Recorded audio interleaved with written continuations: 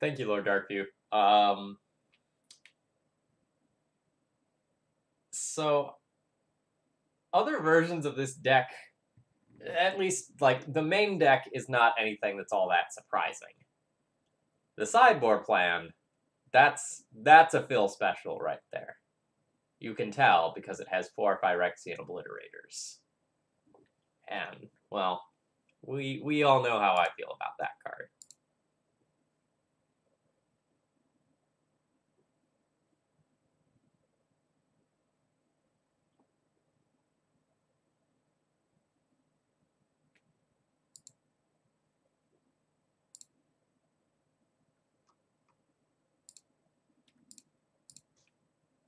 Oh, I forgot to do my usual going live posts.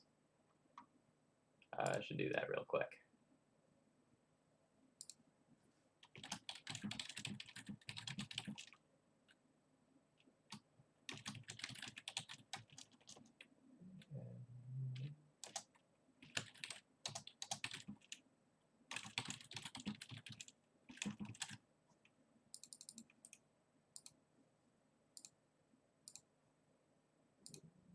$15.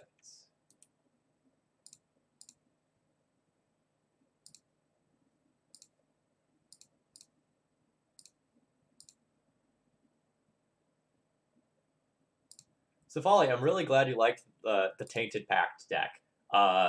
That stream was amazing on a number of different levels.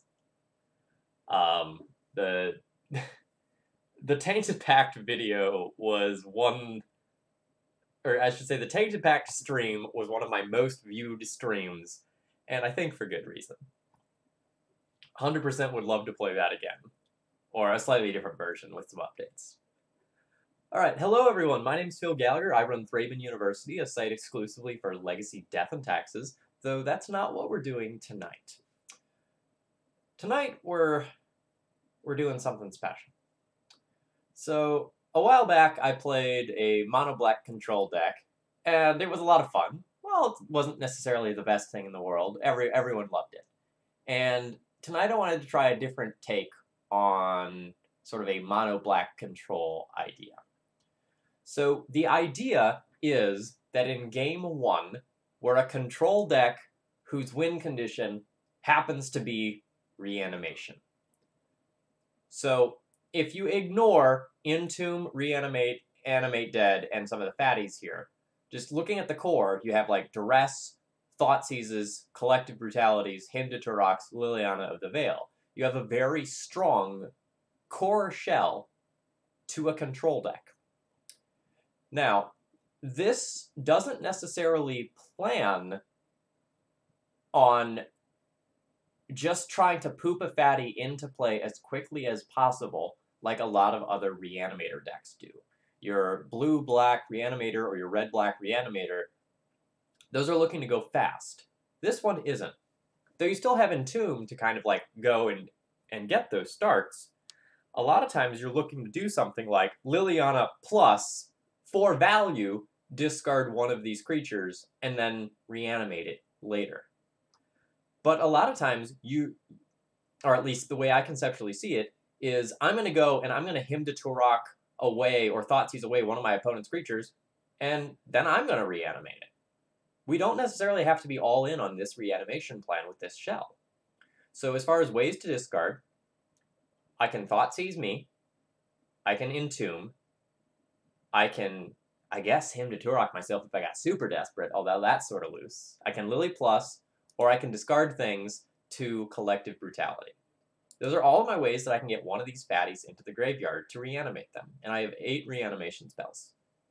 However, the backup plan is just cast them with Lake of the Dead. So remember that if you're looking to figure out what some of these cards do and you don't know them, you can scroll over them with the Cardboard Live extension that's on screen. But I'm just going to read this for the sake of anyone who's just listening or on mobile. If Lake of the Dead would enter a battlefield, sacrifice a swamp instead. If you do, put Lake of the Dead onto the battlefield. If you don't, put it into its owner's graveyard. It taps for a black, but more importantly, you can sacrifice a swamp to add 4 black to your mana pool. So a lot of times what you do is float 2 black off of Swamp, play Lake of the Dead, sacrifice a swamp, then sacrifice your other swamp to get you up to 6 mana, and then you cast Grave Titan or Massacre Worm. You just cast these. That's totally reasonable.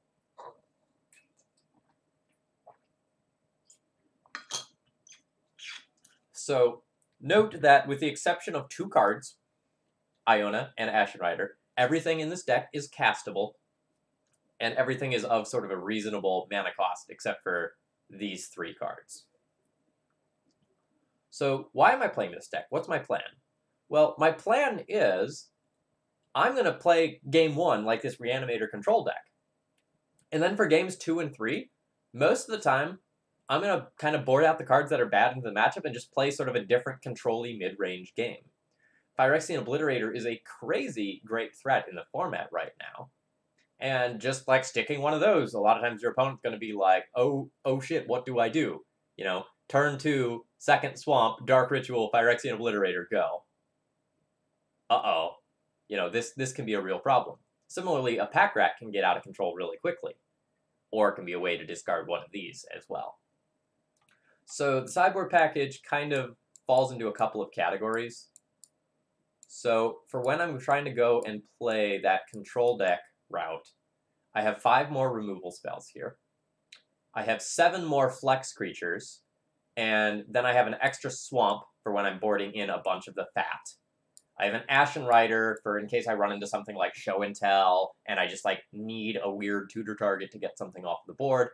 And I have a Miser's Pithing Needle because, I don't know, I might need to stop a Caracas. It seemed like a good thing to put in. So if we kind of look at the like purely Reanimator portion of the deck, if we were to pull all of that out, we would be removing Animate Deads, Entombs, and Reanimates. If we pulled every single one of these out, it'd be 14 cards. So, and most of the time, I'd probably want to leave in like some value Reanimates, right? Just to like reanimate my own stuff or my opponent's stuff. So I can very easily go off of the Reanimator plan with this deck, just kind of like boarding in reasonable control-ish cards. So that's kind of the angle that I am taking for this deck. So this was another one of those donation goals. I said that I'd play another mono-black control deck, but I didn't just want to like do the same thing again and again and again without making any changes. So this is a difference of approach, and let's see how it goes. Ignore that. I had some rough leagues yesterday with Maverick.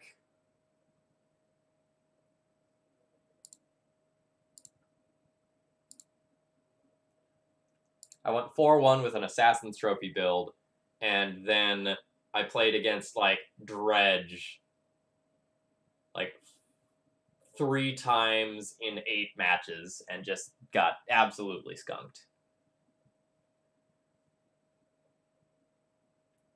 The Graveyard Hate scale might have tipped enough towards people ignoring Graveyard Hate again that Dredge is really good.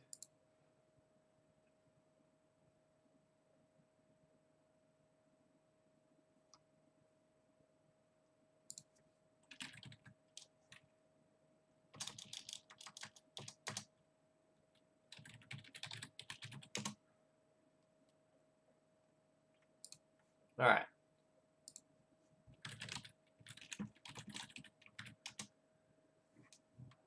So I have Entomb, which is one of the best cards in the deck. I can Collective Brutality and discard a whole bunch of lands.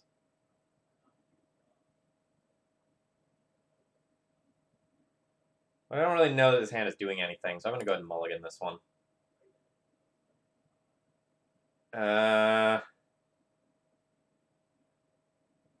Keep? Awkward keep, though.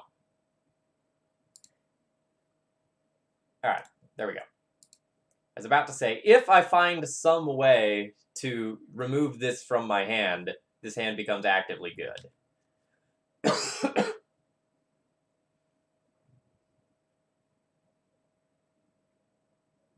Thoughtseize me. Yes. Go on.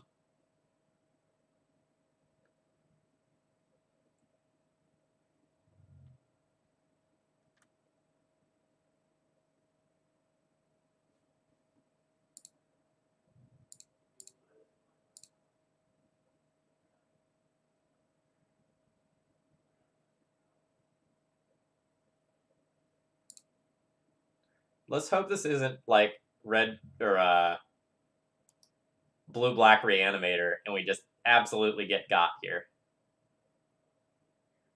That would be sad.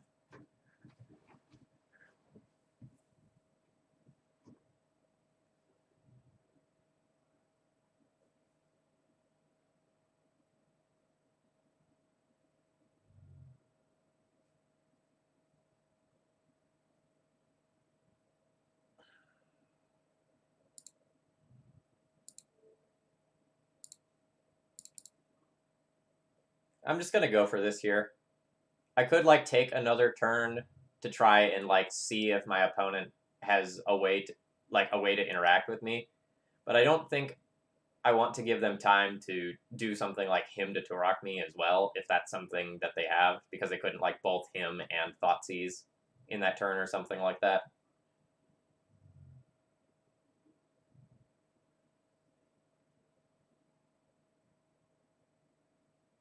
Snapcaster Thoughtseize, take my Thoughtseize. Yeah, my opponent's hand is just stellar against mine. So if I would have Thoughtseized, I still would have just like lost that struggle.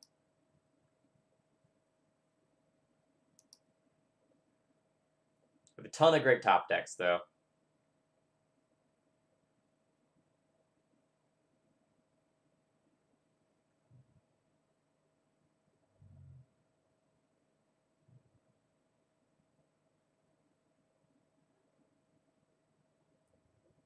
Well, my opponent's hand has been damn near perfect.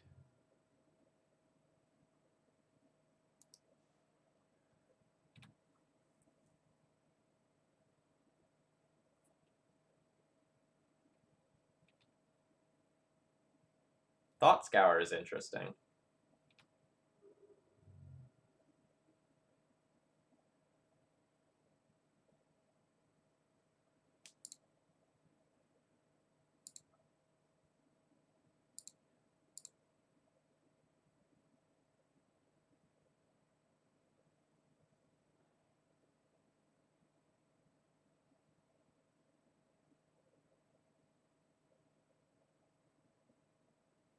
I don't think I want to use this as a duress. It's very likely... Maybe I should use it as a duress.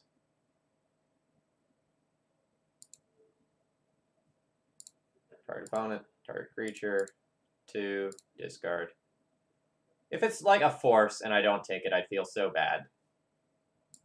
Alright, it's just a land.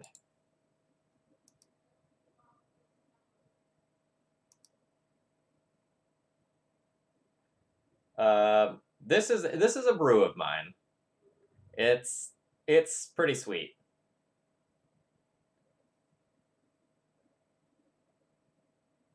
Alright, this Grizzlebrand not the best here.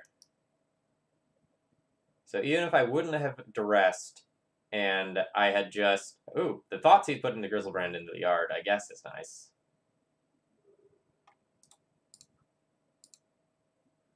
Alright, so we're playing against Grixis Control.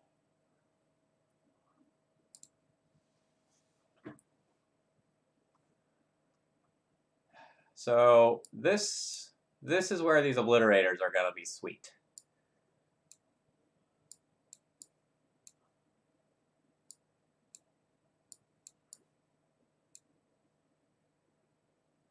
Oh yeah, I'm an obliterator, man. We know that. So Entombs will go out. Iona will come out. I'll probably keep all the Reanimates.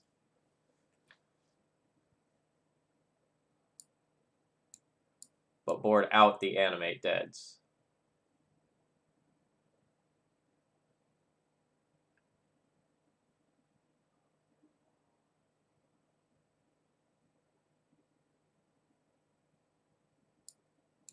The Grizzlebrand can probably go. If I get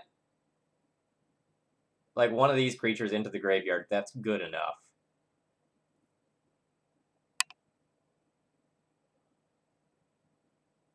And I probably want my Swamp as well.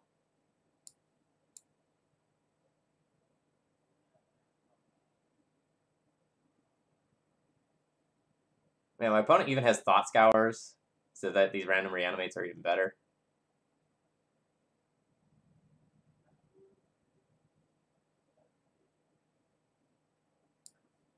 I guess I can board out like a Dark Ritual with minimal differences made to my deck.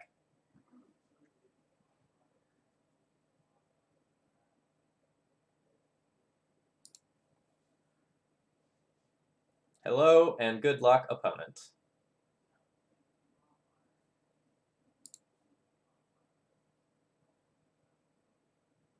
Yeah, I'm just gonna cast a...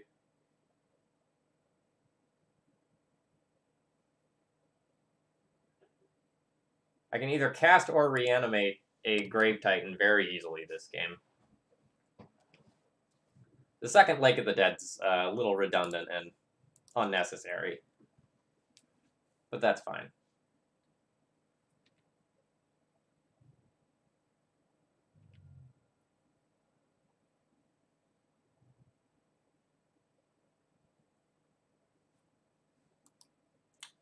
Yeah, good luck with that, Thoughtseize.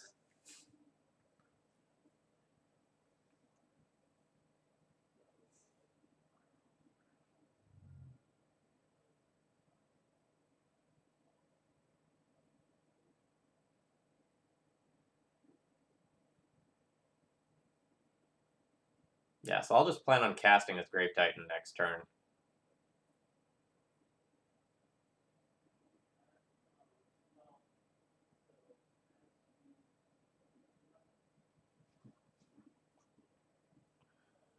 I'm thinking if I should just, like, play my Lake of the Dead this turn in case my opponent hymns.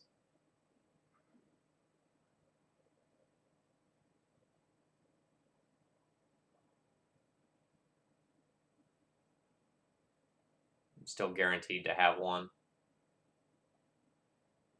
think I do want to do that.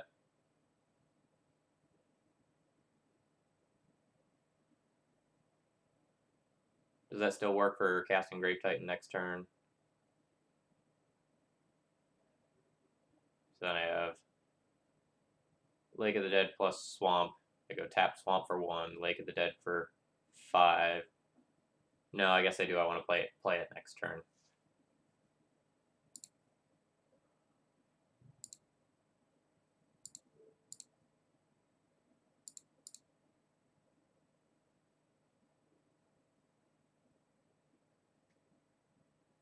Days. Okay.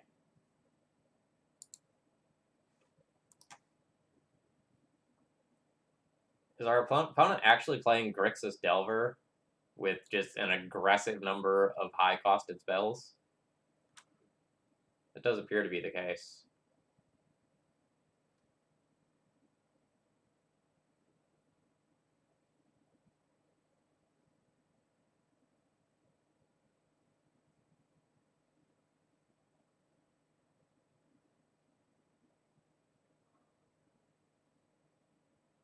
Yeah, this Massacre Worm's going to be sweet. So I'm going to do something that looks a little weird. I'm going to go ahead and cast a Dark Ritual here before doing anything else.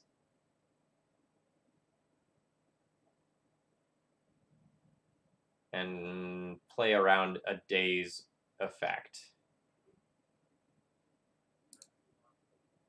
And if my opponent wants to, like, use a spell for this, I'm a-okay with that.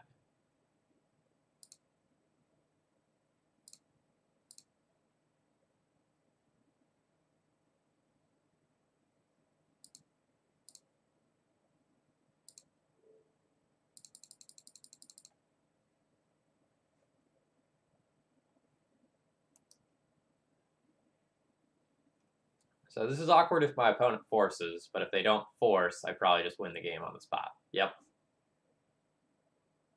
Alright, so now that we've seen that daze, we know my opponent is on Delver. Does that change anything? Yes, I want these Diabolic Edicts as well.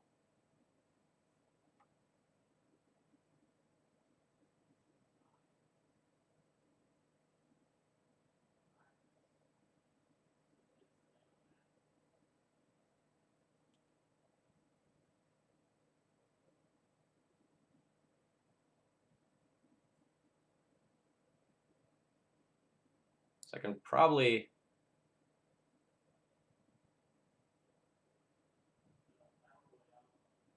trim a touch on the Thoughtseize-esque effects. Just because, like, it impacts my own life total so negatively.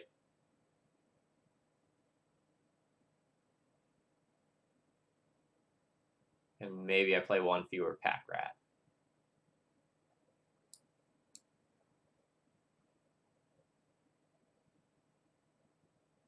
Feels weird to play, like, 2 Pack Rats, 3 Dark Writs, 3 Thoughtseizes, though.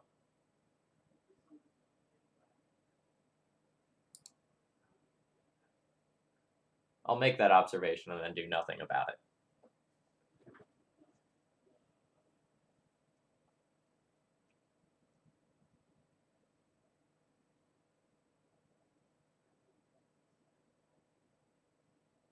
I'm going to keep this hand, and it's very likely that on my first turn I just won't take a play, and I will just throw a fatty into my discard pile. Very likely.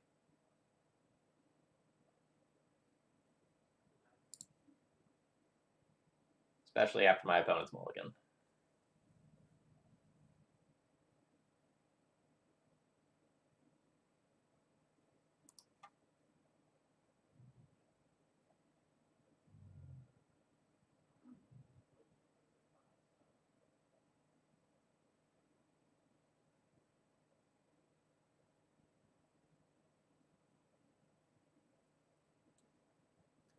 So 2 choices this game. Choice 1 is, like, choose to discard, like, a Massacre Worm this turn, and then try to curve Reanimate into him into Flaying Tendrils and hope that's good enough. Choice 2 is just try to play an honest game of Magic, curving him into Flaying Tendrils. And I think I'm just supposed to discard.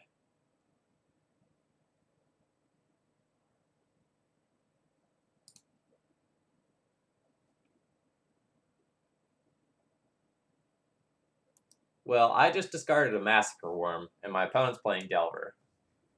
So, you take that how you will. That's how I'm going.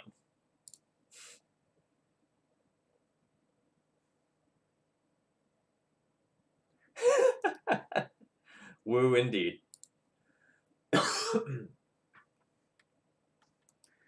So now, assuming I draw another land, I have the sequence of a Thoughtseize. Sure. I would think, ooh, my opponent doesn't have the mana in order to do that to me. That's good.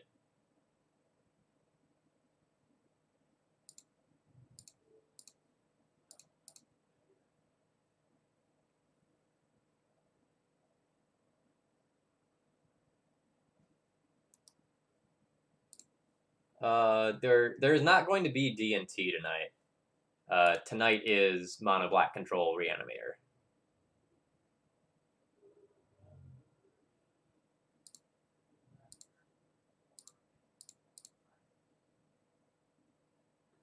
You have your 3rd counterspell in a row? You do. That's annoying.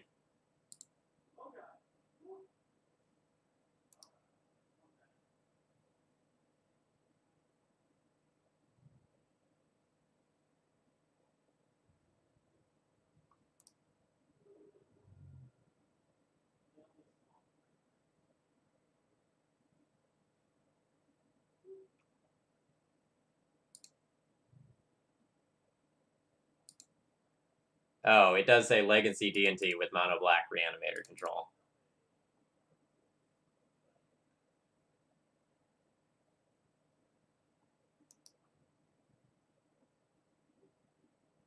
Yeah, I'll get that fixed.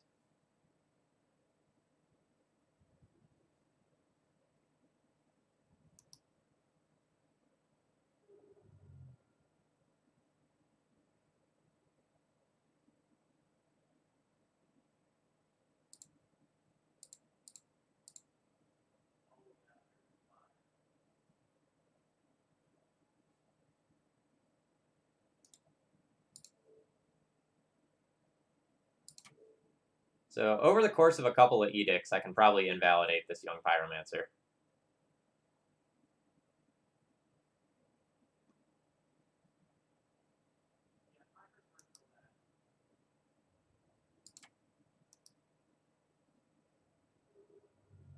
And now I can use the edict to take out the Delver.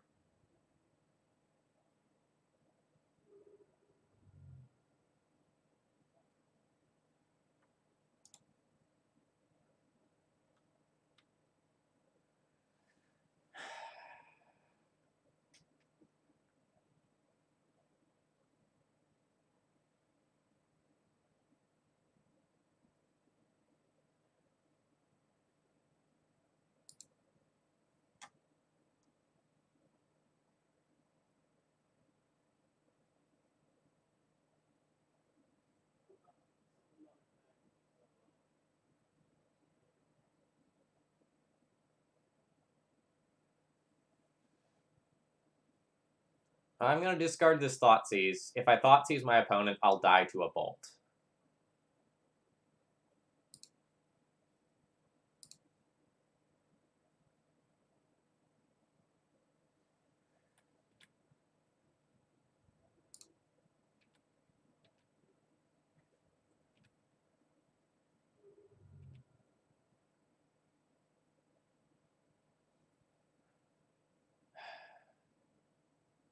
There is an argument for... Okay, so Liliana the Last Hope plays around Flusterstorm. Diabolic Edict plays around Spell Pierce.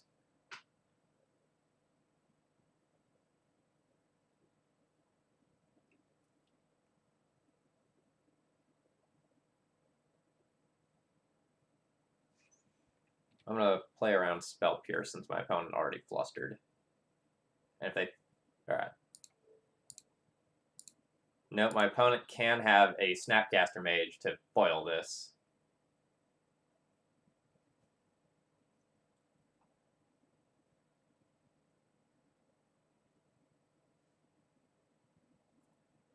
But if they had the Snapcaster Mage, they probably just would have flashed it in at the end step anyway.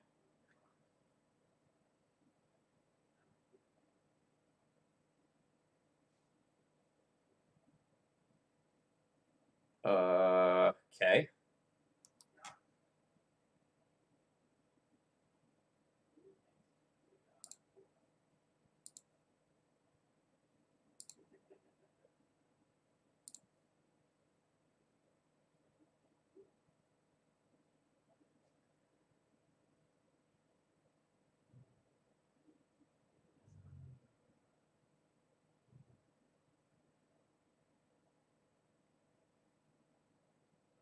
Thoughtseize me.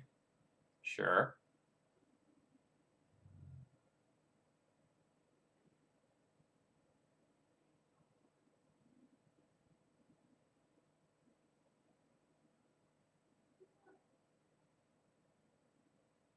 I don't feel safe casting this Reanimate.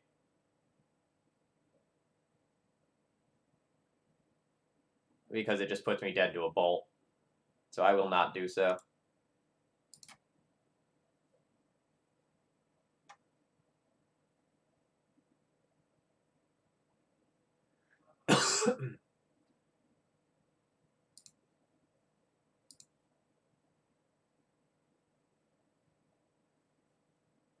Opponent discards Surgical Extraction. Get God, idiot.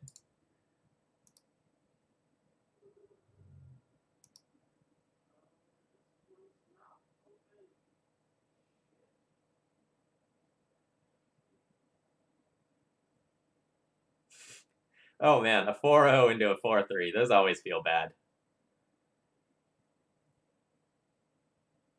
Now, when you say close game, I don't understand what you mean, because I have a Planeswalker and a 5/5, and my opponent bolted themselves, so I don't really see what was close about that. Feels like an absolute landslide.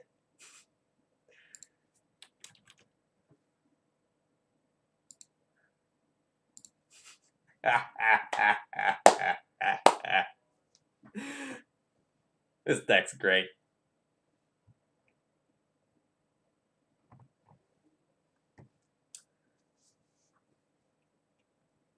So, I don't tell this story a lot. It's really more of a combination of stories, but like for the first year that I played D&T at Opens, I think my Open finishes back when they paid out to top 64 was 66th, 68th, 67th, 69th, and like 70th, where like every single event that I played in for like a year, I just missed cash on breakers every time. And it was really frustrating. So I actually picked up Miracles for an event, and like I happened to cash with that, but I played like absolute shit. And then I'm like, all right, I just need to practice more. And then like I played so much more with D&T after that. Oh hey, playing against good old Thomas Heck, Negator 77. We're gonna mulligan that one. We're gonna mulligan this one.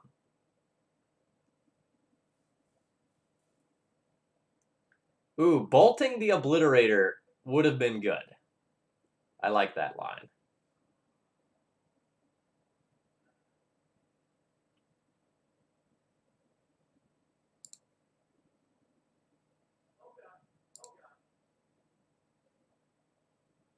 Entomb's tricky.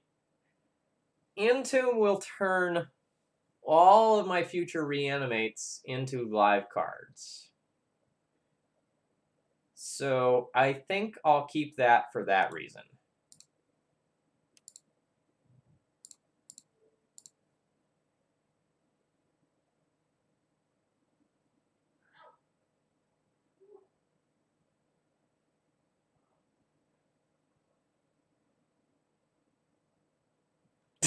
That isn't a white card. Alright. So my opponent has both Map and Sylvan Scrying. That's bad for me. Both are playable next turn. If my opponent mocks diamonds, I guess I'll take the Map to take the more mana efficient card.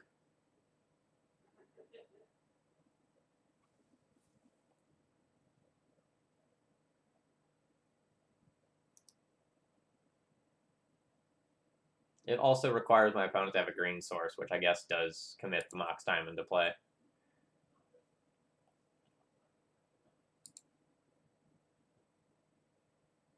Ooh, Brainstorm off the top hides a lot of information here.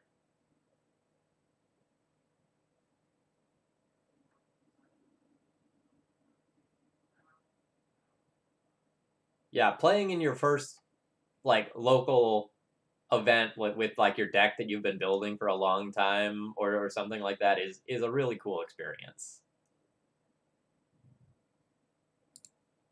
Ooh, another map.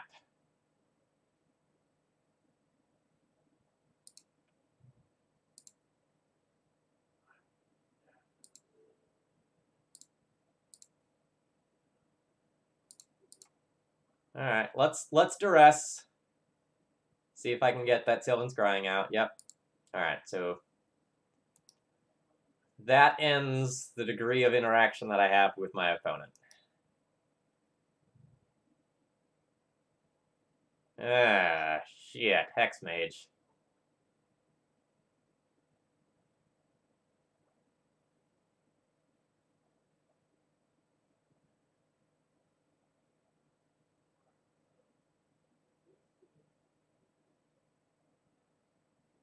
So that kills me.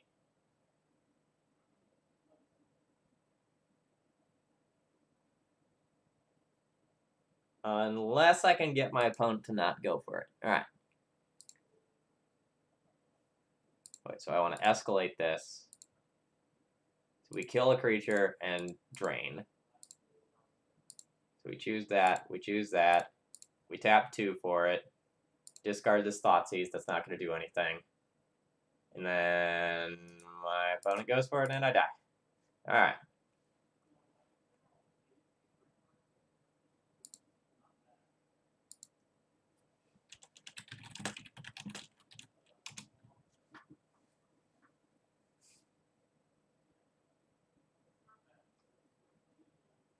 Alright, so how do I want to play this match? I probably want to stay a combo deck. Needle and Edict seem good. I probably want Ashen Rider over Iona.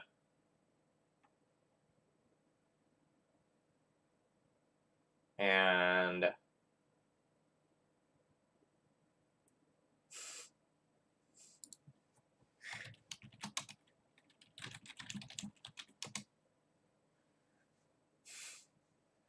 I might play Lily Last Hope just because it can go and take Hexmage off of the table.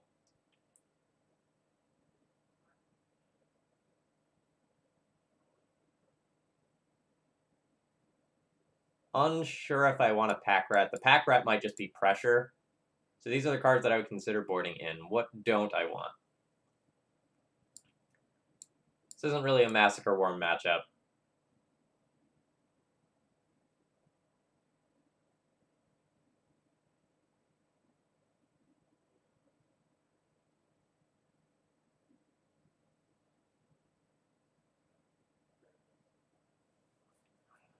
Oh yeah, my opponent probably has Caracas, so maybe my Grizzlebrand is not good.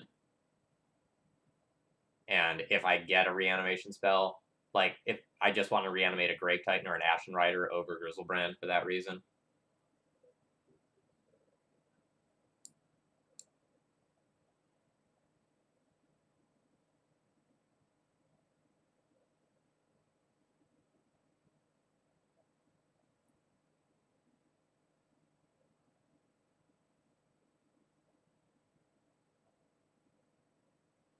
These Planeswalkers probably aren't as... Alright, so like maybe boarding in a Planeswalker to deal with Vampire Hexmage in retrospect is not good.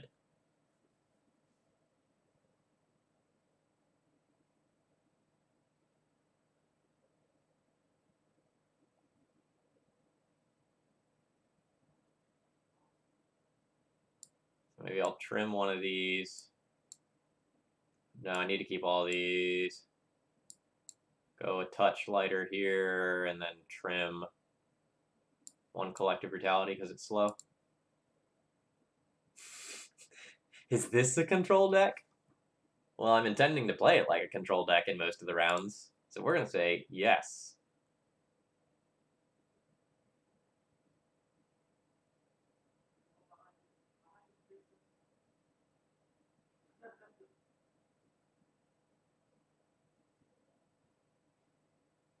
So, chat, you shouldn't keep 0 landers.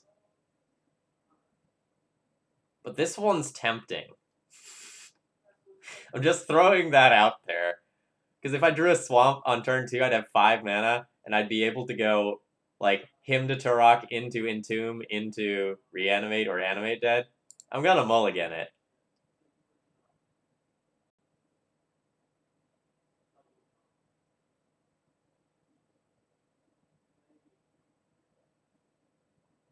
So I go Dark Ritual, Thoughtseize me, Reanimate Ashen Rider, exile my swamp?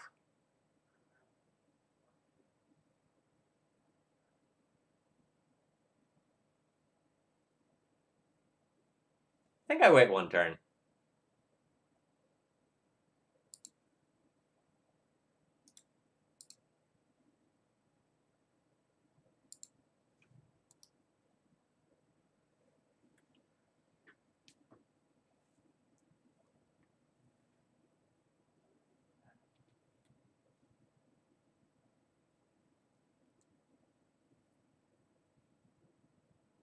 I think if I just, like, make a 5/5, it's not necessarily good enough.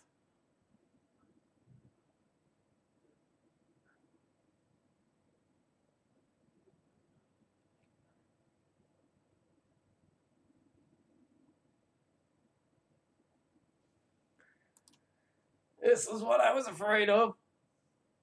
Now I just lose this Thoughtseize.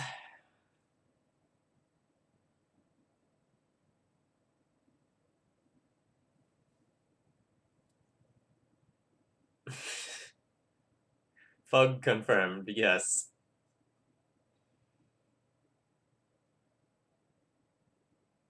I get to keep the Thoughtseize. Alright.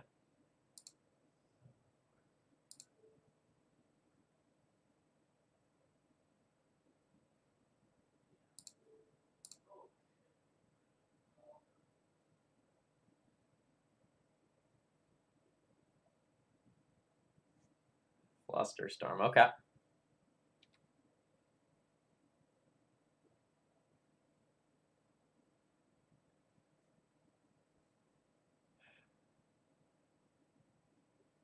Well, Stark Ritual isn't doing anything else.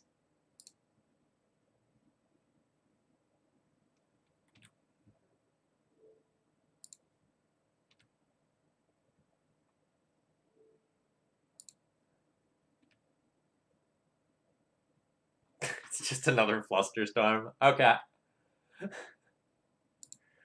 Let's just ignore the Dark Depths and Thespian stage in hand that I can't interact with.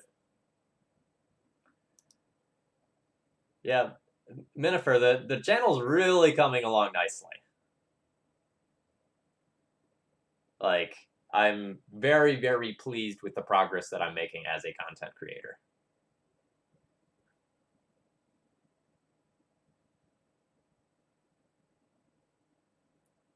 I don't remember if you were around for the Saturday stream, but the Saturday stream peaked at around 200 viewers.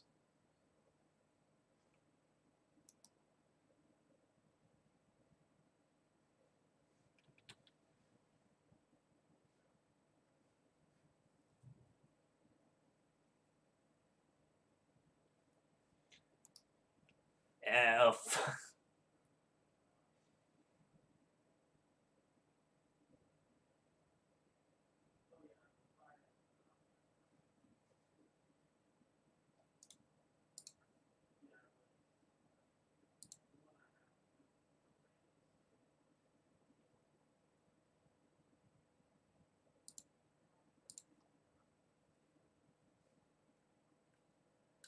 Yeah, Arkham, but your partner. I'm still waiting. I emailed them. Just kind of politely asking, hey, can I has partner? What's going on?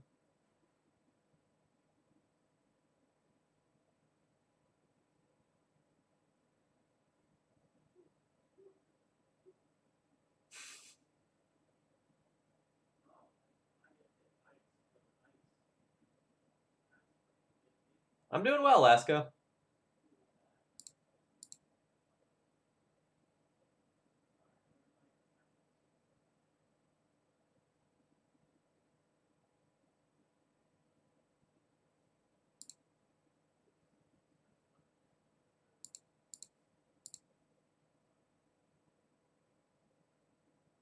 Oh, well, that seems like a pretty good birthday present. My birthday present this year was like the start of the first day of my summer job. Kappa.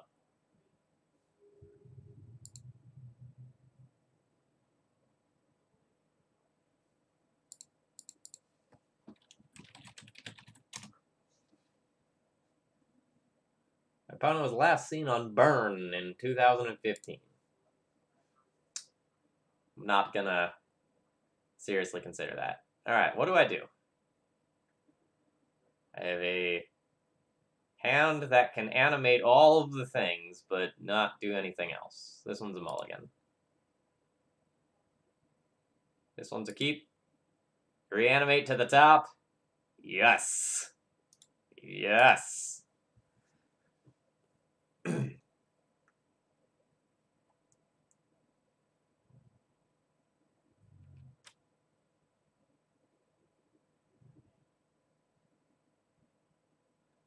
Delver. Alright.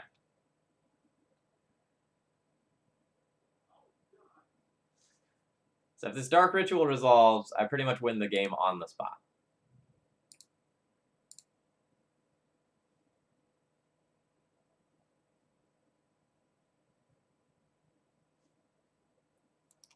We'll try again later.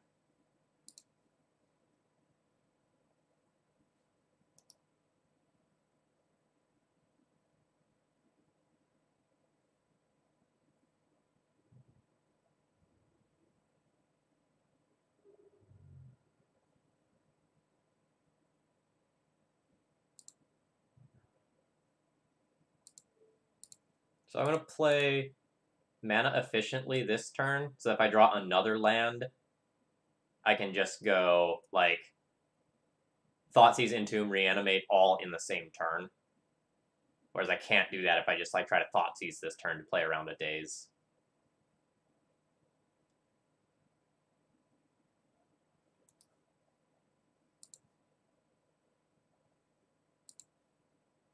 Yeah, and, like, I'm okay with getting dazed, right?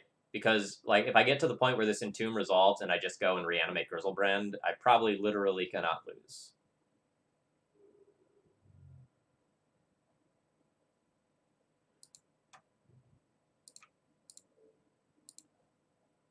So I Thoughtseize my opponent. If the coast is clear after a Thoughtseize, I Entomb and Reanimate. If the coast is not clear, then I just him.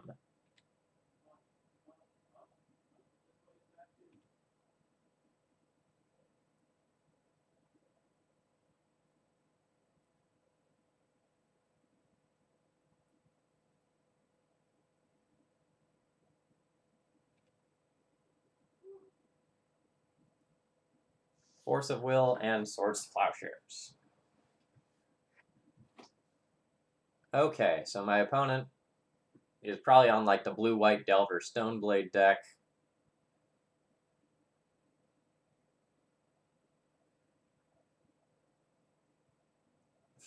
Blue-white burn, that's a good way to put it. So I'll take the Swords to Plowshares.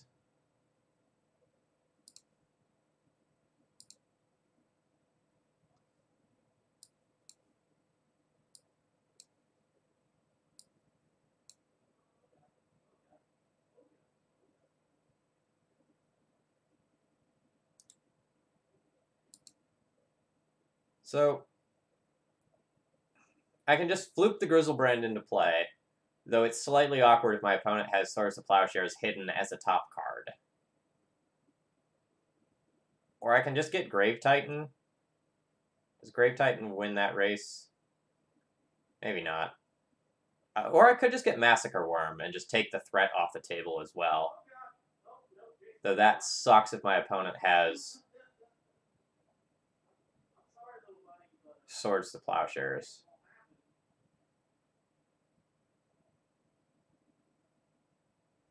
Ark, and I do play Lake of the Dead. There's two.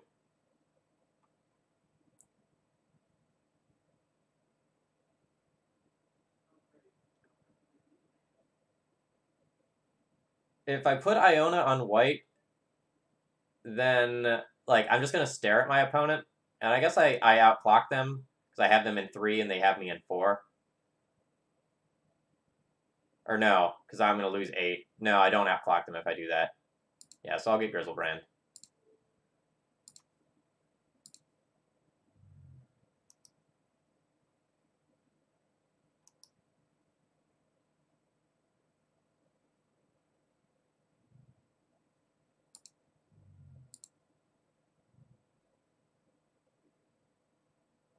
Alright, so Ponder was the top card.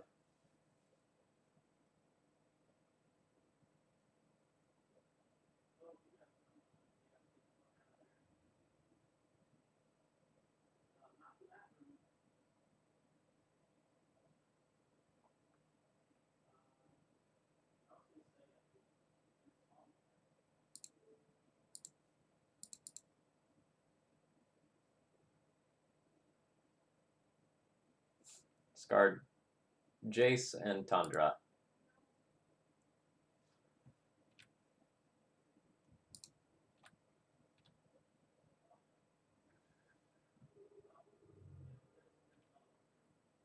I have no need to draw 7 cards immediately, so I won't.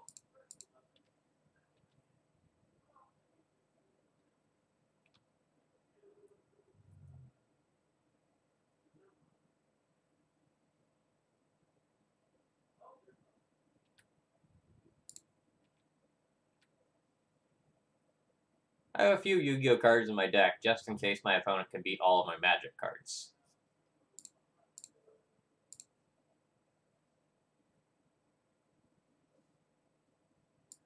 Well, I don't care about your Force of Will, so I guess I take your Batterskull.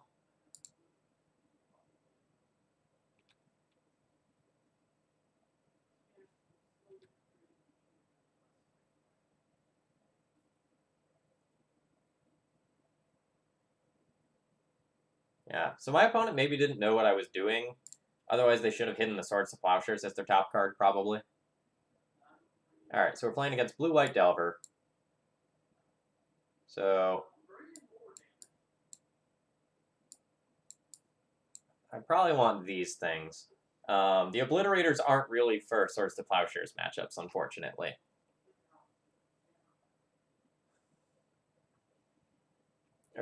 Okay, so like I said Blue-White Delver, but like a better way to think of it is probably like Blue-White Stoneblade featuring Delver.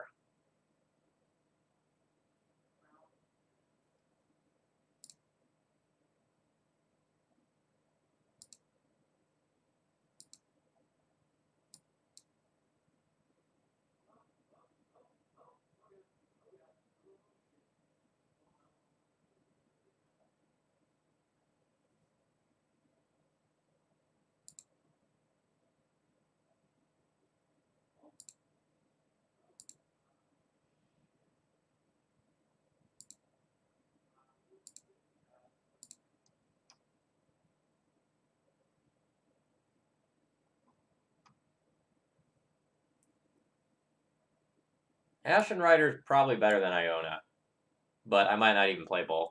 Sorry, I wanted to make a couple more mobs and delete that person.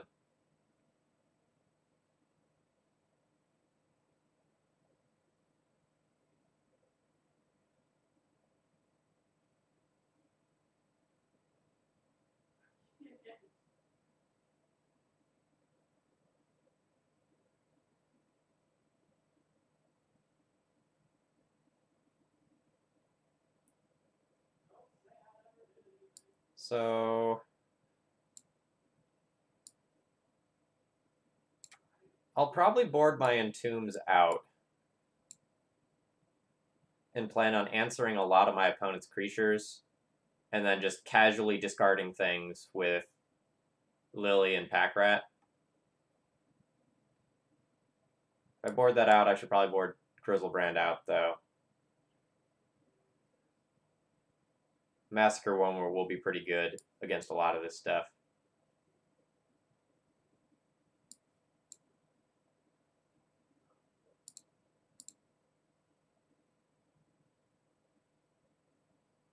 So I think I'm going to board out my Entombs on the draw, and I might board them back in on the play.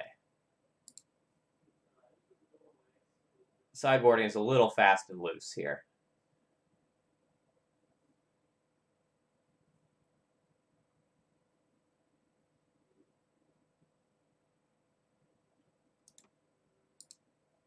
So I opted to cut the Grizzlebrand, and I kept the Titans. Enjoy your dinner.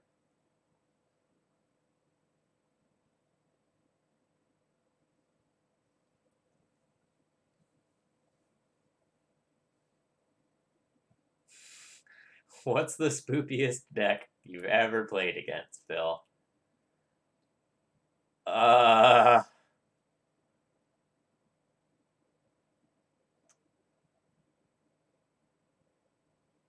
It's a good question.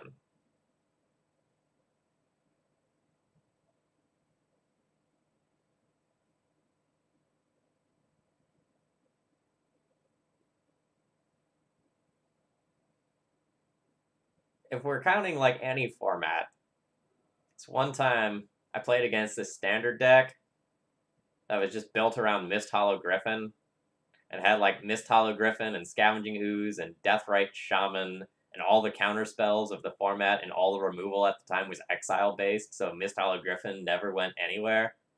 That was spoopy. That was the spoopiest. Just Mist Hollows forever. It was spoopy, poopy, and spooky.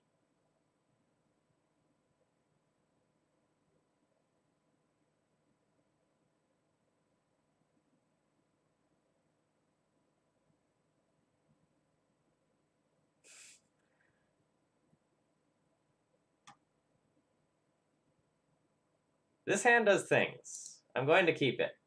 I have no idea which things I'm going to do first. I'm probably going to Thoughtseize on turn 1, into like Darkrit Lily turn 2, into Grave Titan on turn 3, but that could change instantly.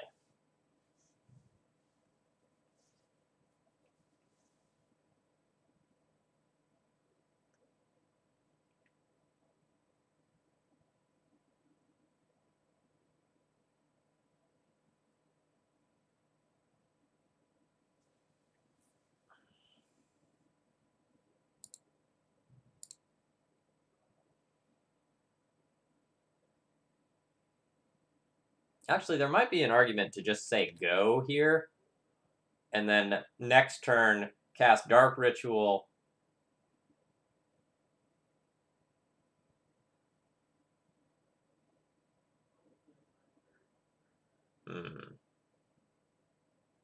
Then have 4 mana available so I can Thoughtseize into Liliana next turn. Liliana plus discard Grave Titan, but I can also just hard cast it on turn 3, so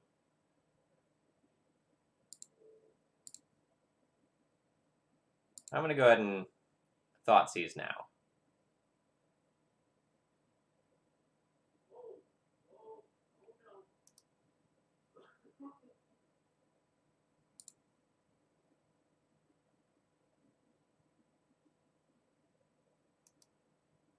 Yeah, so I don't expect the Thoughtseize to resolve there. I just kind of take it.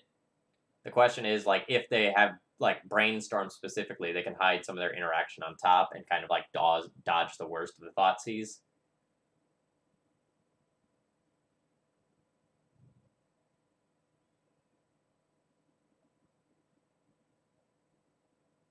That was a Ponder Shuffle.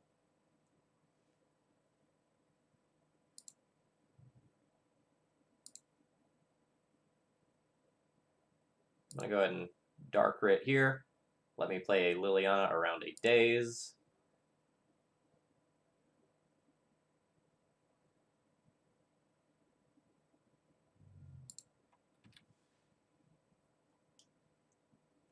Next turn, I'll hardcast Grave Titan, and if that doesn't work, I'll Animate Dead it.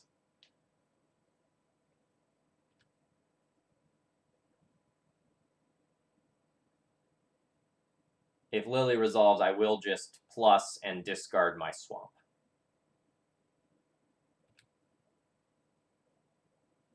Ooh, piece of candy.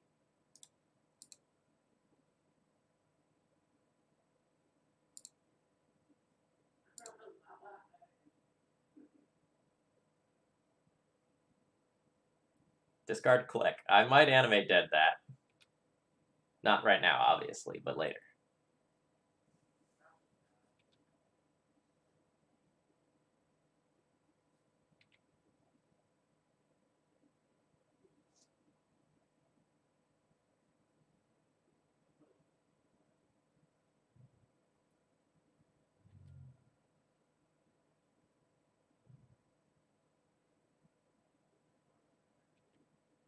Yeah, you can Stoneforge and get yourself a Batterskull. That's fine.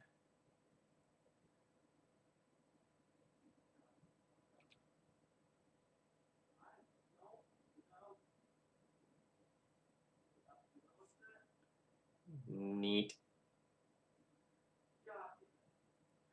So I can play.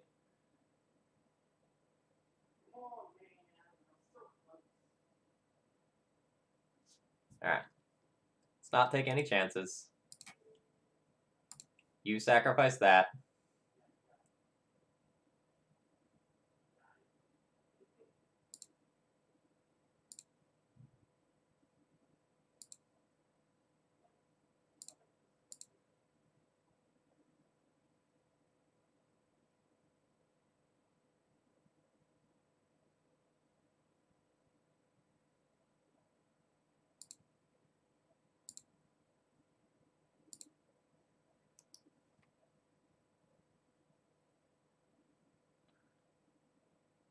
And now I still have, like, Reanimate for click up for next turn.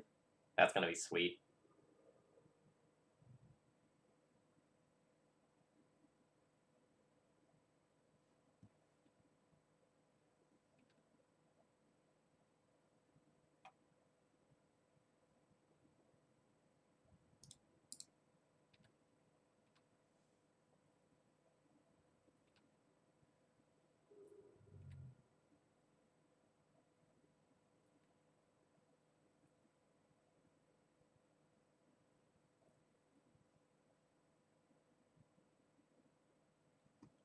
Do I want to Lily Plus again?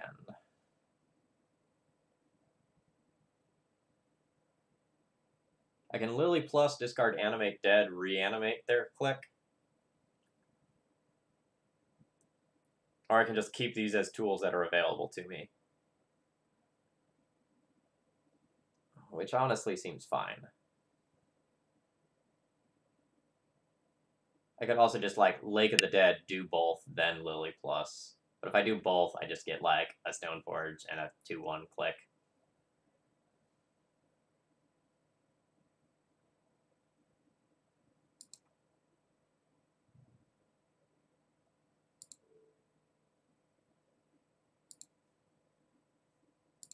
I guess I'll Lily Plus first. Yeah, it's Batterskull Unknown. So what I'm going to do is, we're each going to plus. My opponent will probably keep the Batterskull in hand as their last card, and then I'll Reanimate click, take their Batterskull.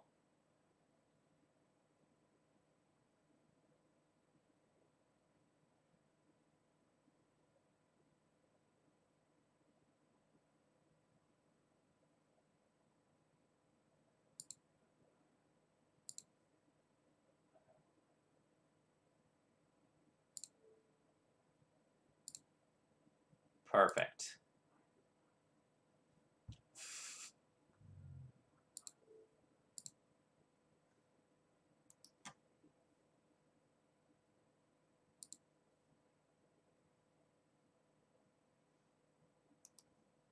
Yeah, I enjoyed that quite a bit.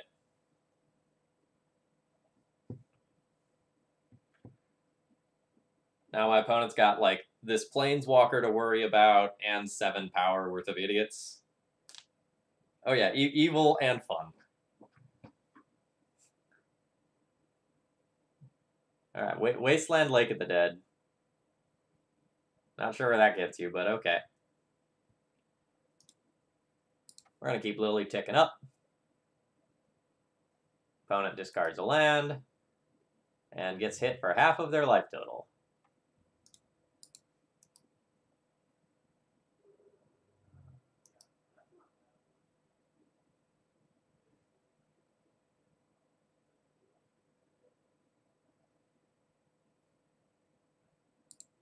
And we did it. We won. It was so easy. So quick. Alright, chat. I'll be right back. I'm going to run to the restroom. Oh, wait. This one.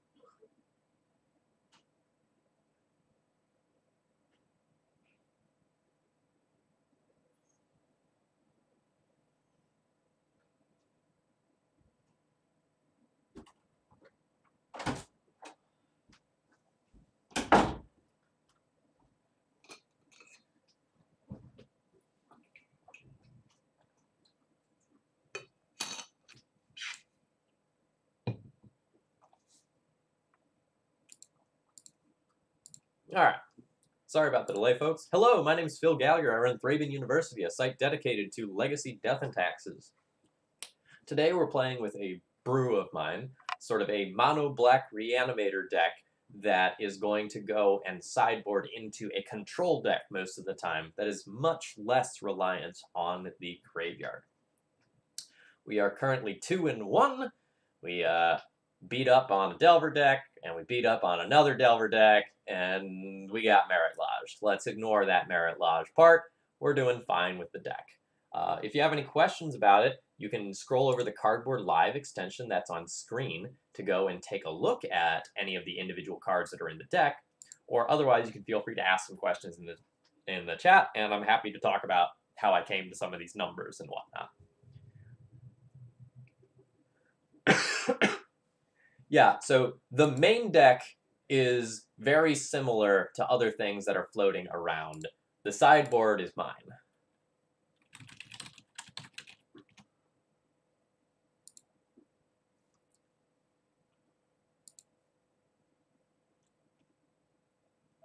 So this is actually fine. I get to Collective Brutality, discard 2 fatties, and then try to reanimate. Iona can go to the bottom. So, the mono-red Storm deck, like the bonus round deck, I think is actually probably pretty good. Another Delver deck. This Collective Brutality. Ooh-wee! This is the bait spell with this hand. This is the bait spell. The bonus round deck's pretty good. I watched Cyrus CG stream a bunch of it with the blue splash for Brainstorm and Ponder. And I was actually, like, very surprised with how good that deck was.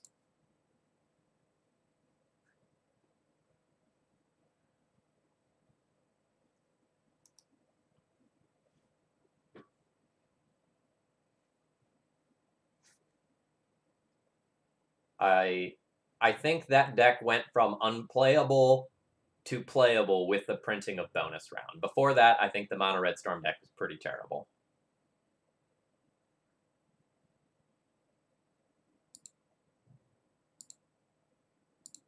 Alright, 3 modes. Target opponent, target creature, target opponent again. Pay 2 mana. We discard 2 cards. I'll discard a Grave Titan and a Massacre Worm.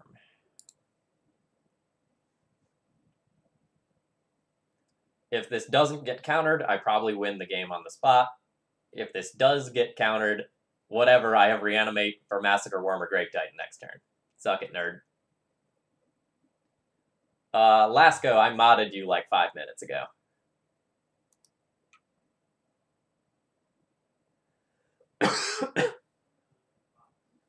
Use your sword well. You now have a sword and a shield.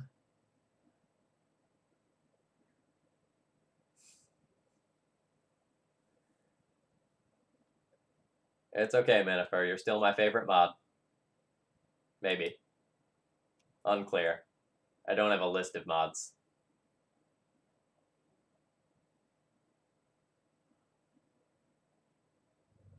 Top 10 mods for sure.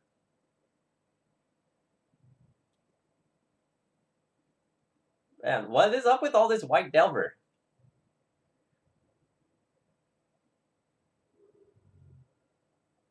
On the list of colors I want to play in my Delver deck.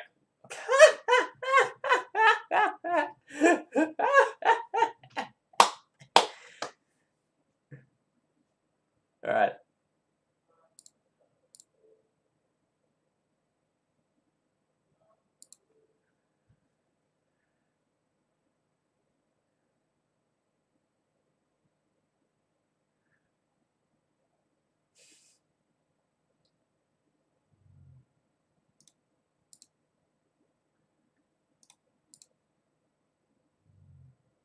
So that gives us more life, so that I can justify doing this as well.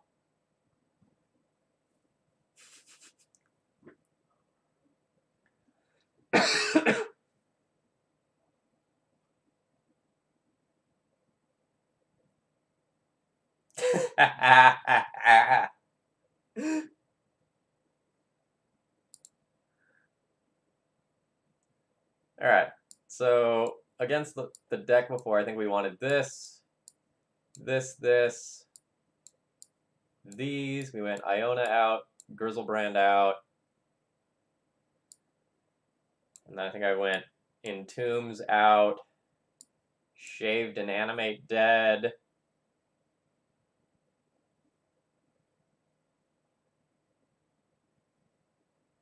And I think I randomly decided to shave one Dark Ritual for reasons unclear to everyone. No, I think I shaved one Thoughtseize.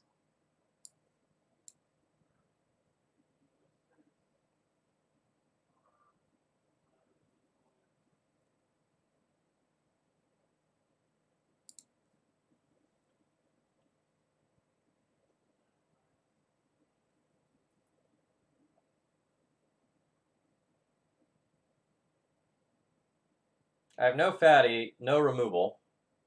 Mulligan. I have a removal spell for turn 2. Two different ways to discard. I guess this is a keep. I'm not thrilled about this, though.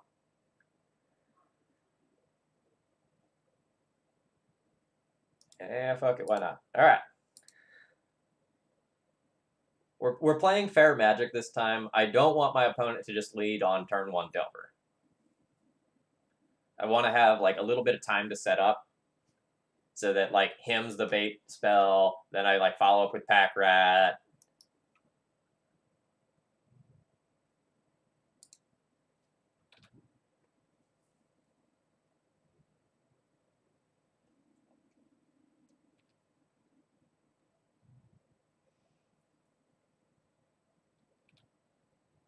Delver's a lot less threatening on turn 2.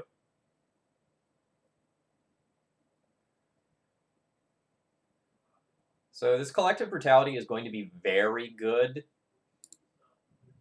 So I don't think I want to use that as my first spell. I'm going to play this Hymn. And I expect this to get dazed, pierced, flustered, whatever.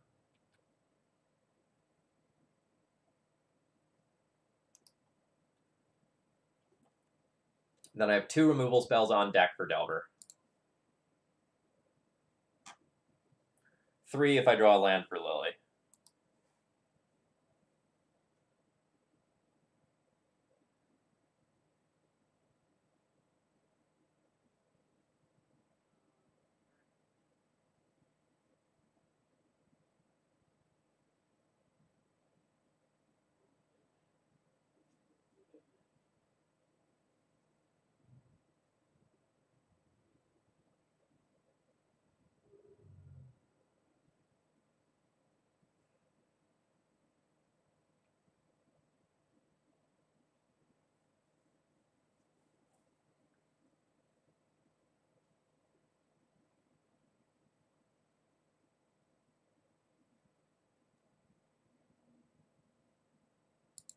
I'm going to play Lily this turn for mana efficiency. If I draw another land, I can both Collective Brutality and Diabolic Edict or Pack Rat in the same turn. Yay. Rip Delver. Oh, do you just like have a Snapcaster to flash in? Containment Priest. I am fine with either one of those creatures dying.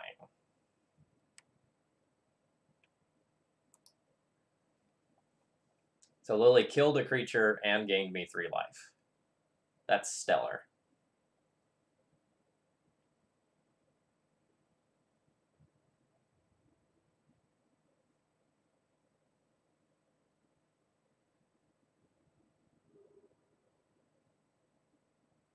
Neat. Now I have an answer to True Name 2.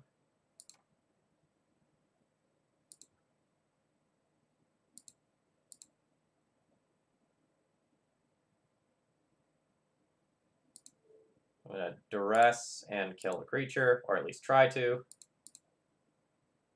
And we'll discard the Grave Titan. That's fine.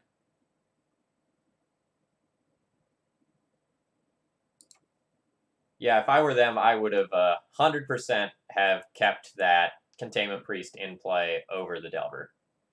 The clock difference is only a difference of a single point.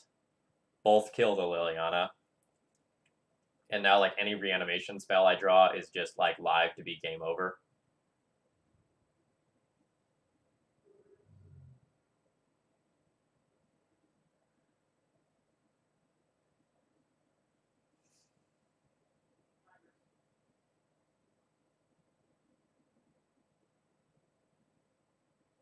I'm just going to pass and Edict my opponent.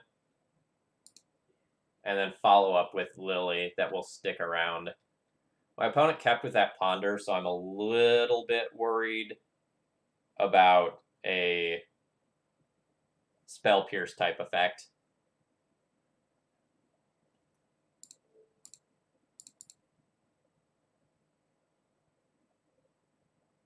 So what I said was that I would refuse anything that makes for a poor viewer experience. So, like, something that has an infinite combo that takes 10 minutes to click through, I would refuse that. So I think my two things were, like, no infinite combos that take an absurd amount of time to click through, and nothing that makes for a very poor viewer experience. Those were my two conditions. Other than that, I would accept any real Legacy deck. If you submit your draft deck, like, no. But I have not refused any decks yet.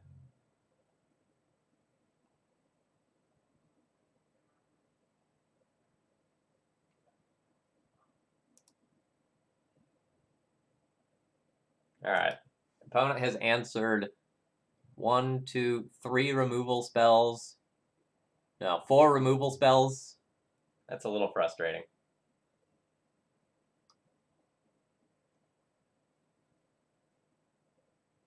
I can play Pack Rat and go to 1, trading for the Snapcaster.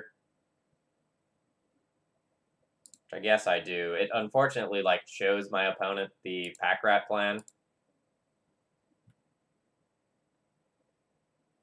Yes, Nick Fit variants are real. I actively enjoy playing Nick Fit. Alright, opponent got it all over there. Oh wait, opponent fucked up.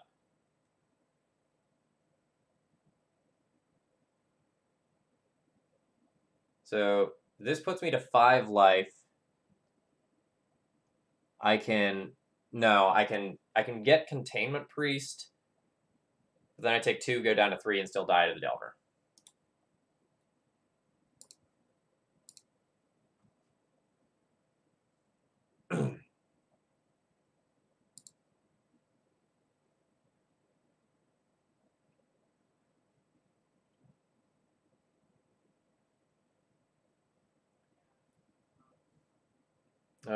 Do I want to play Entomb when I'm on the play? Probably not, since I know that my opponent has, like, these Containment Priests now.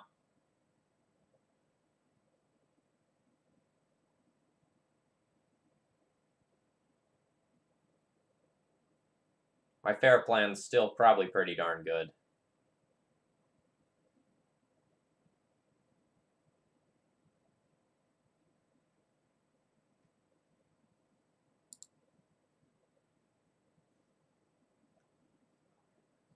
So I have not played any Nyx Fit yet.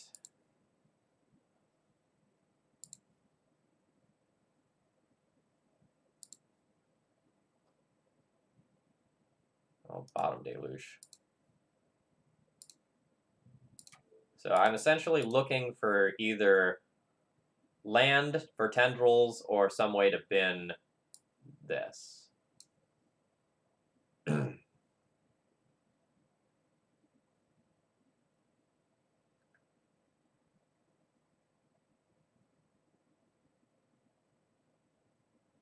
Ugh.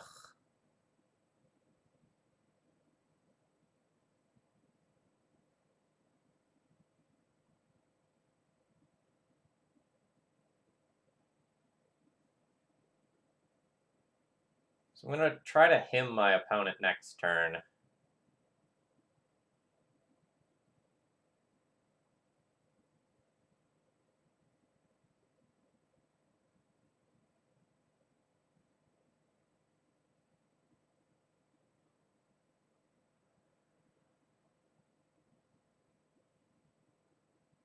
I believe it is Flashback Therapy is the name of the site you're thinking of.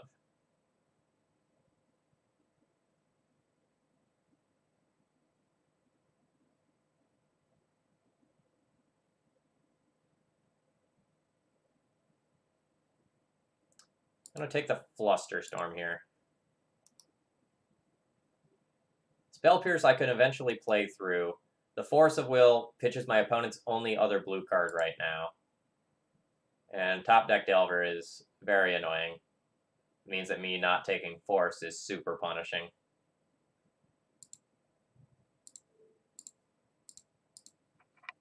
So now my opponent will probably Force pitch Spell Pierce. Oh, no, they did not, but I got Force and Spell Pierce from that. So now ideal for me is that my opponent draws land, ends up putting Containment Priest in play, and then I get both Delver and Containment Priest with Flaying Tendrils.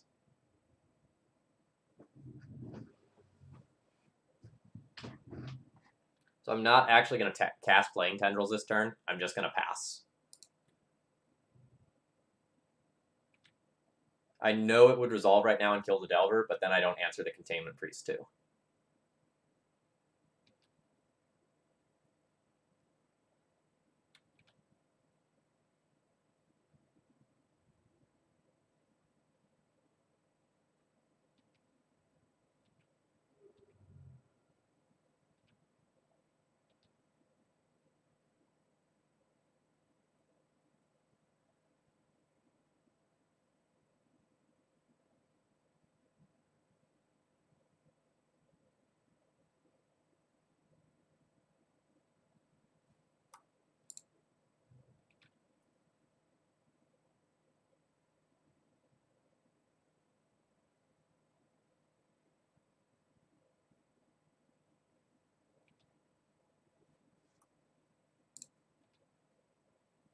Watch my opponent just flip it to a Spell Pierce or something here. Brainstorm.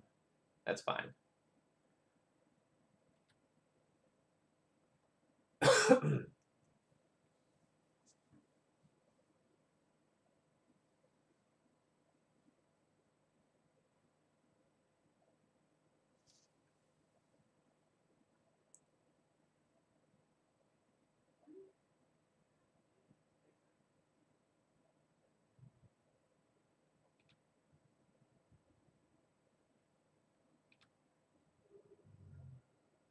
Alright, land was about the best possible draw.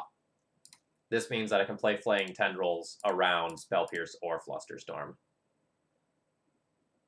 Alright.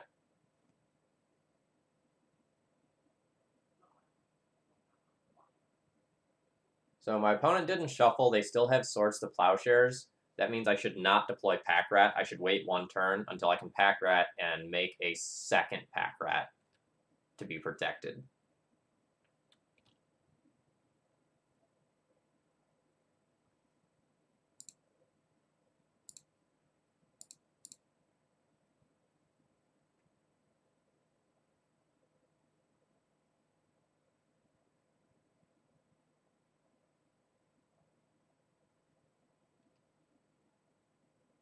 Okay, you have Snapcaster Mage, and you target Brainstorm. This seems much worse than let Pack Rat resolve, Swords to Plowshares it, Snapcaster Swords to Plowshares the Pack Rat token that I make. But whatever you want.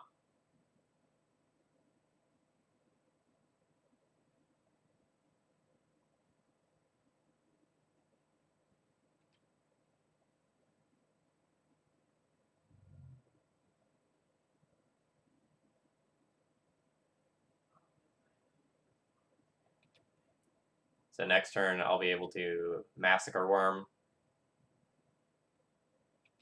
Seems good.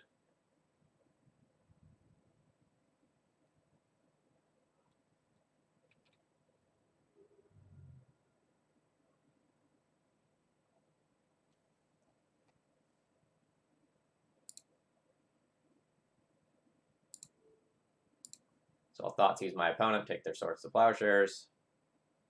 And another Brainstorm? How lucky.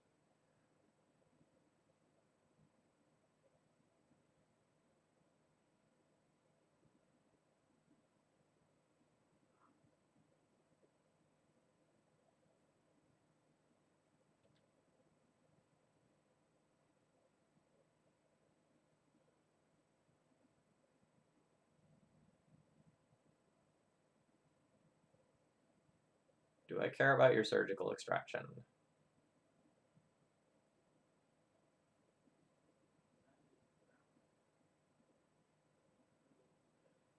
I don't really care about your surgical extraction right now. I do care about your threat.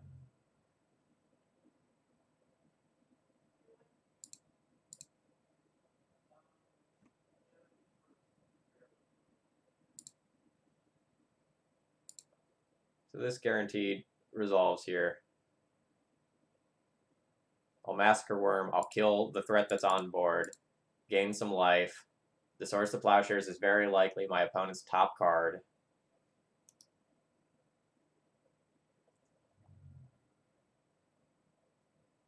And then I'll be at 15.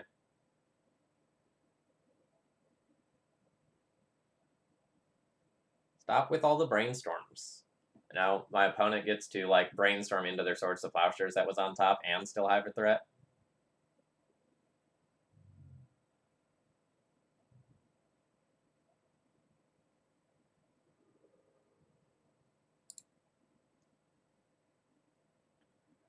I do not want to play Lake of the Dead yet.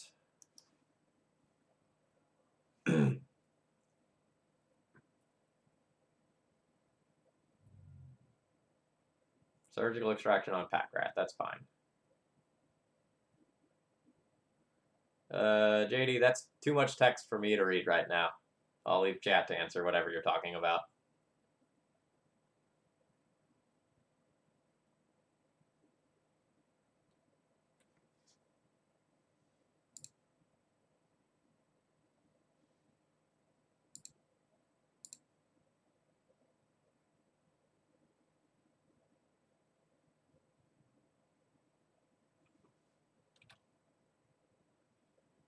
I think my opponent's timing of that random surgical on Pack Rat seems poor.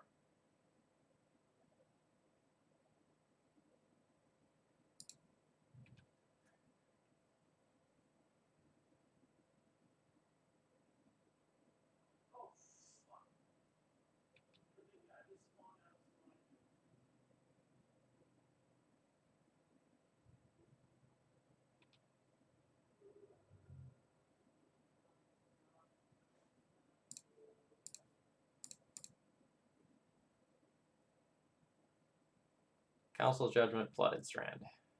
Deal.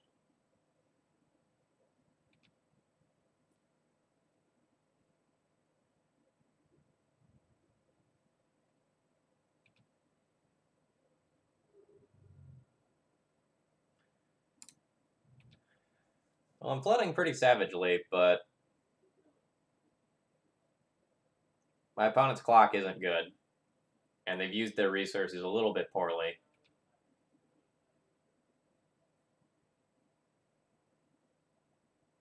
And that's a shuffle to boot.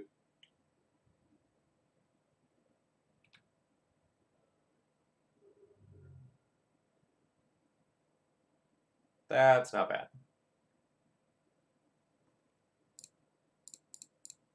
See if my opponent has Force blue card left. Nope.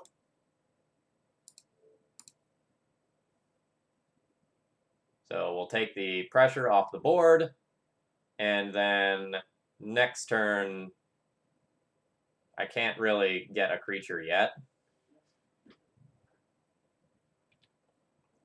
But Lily will tick towards death. I don't want to like try to gamble on a creature.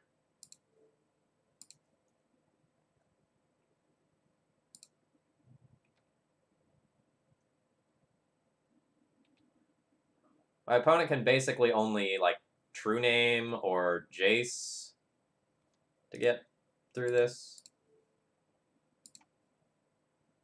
Note, I don't want to play this Lake of the Dead into Wasteland. That doesn't make any sense. I also have 8-ish mana right now.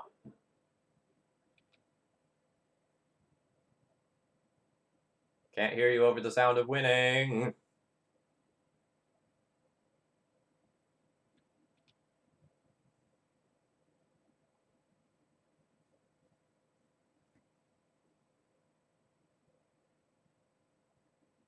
I can go 3,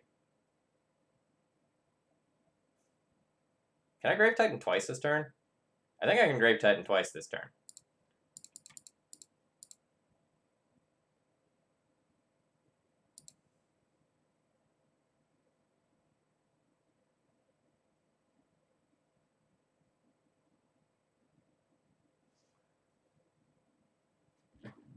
But if I Grave Titan twice, I don't play the second one around a daze. Does that matter? It probably doesn't matter.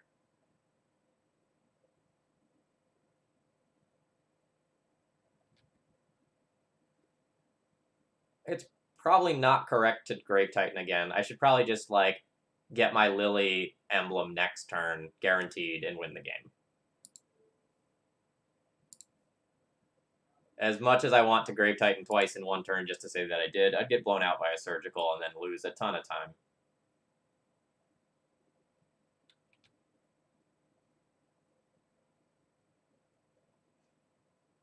But I wanted to kill you with zombies.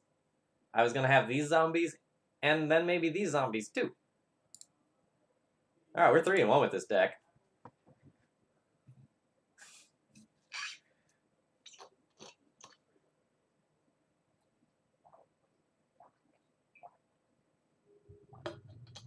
The plan is bully my opponents. I mean, everyone knows that if you've been watching this channel for a while.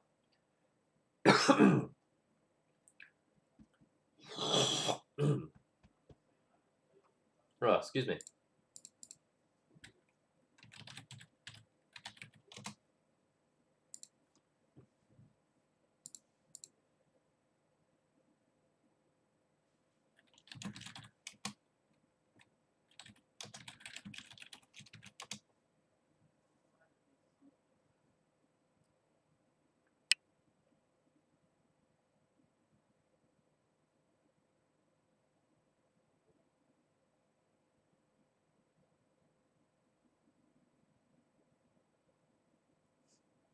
My opponent is going for their first ever 5-0 on stream. They're at 4-0. Let's see if we can crush them.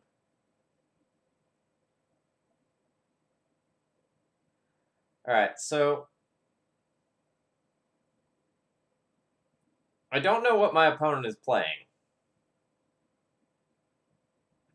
If I can Thoughtseize and hit a creature, this hand is nuts. If I can't Thoughtseize to hit a creature, this hand's very bad. If my opponent's a combo deck, I can Thoughtseize and Collective Brutality. I do get one draw for a creature or an Entomb.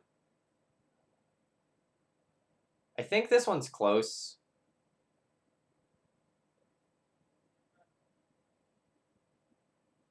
I'm going to keep. I don't know if that's correct.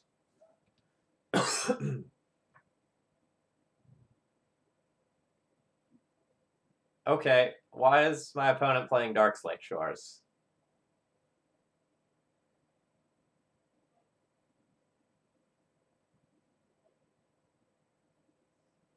Is this just budget?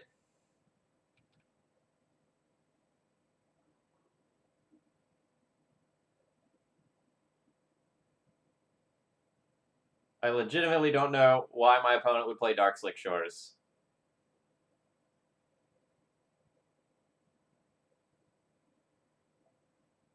Well, I have Preordained, so it can't be a modern deck.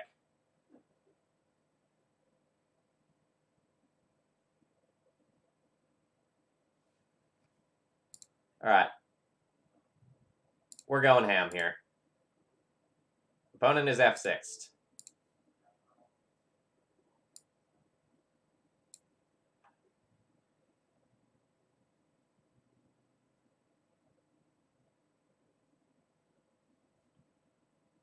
Collective Brutality says instant sorcery, doesn't it? Rough.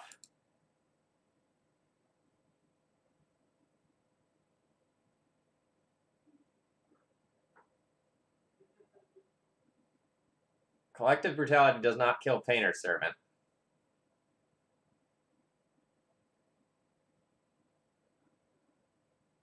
I can't Trinket Mage for anything good. This hand's very redundant.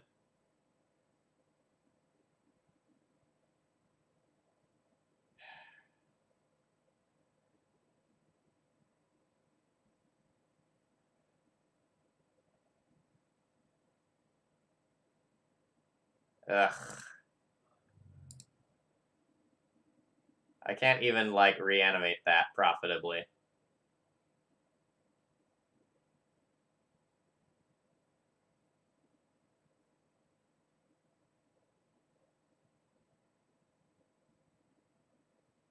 Can't duress my opponent for any cards.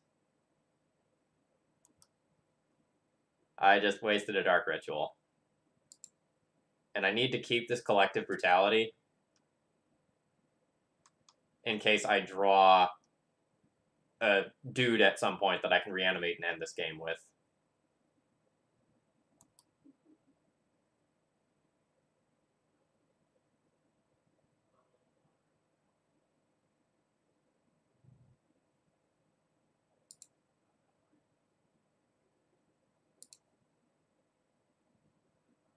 Maybe our opponent will just mill us for fun.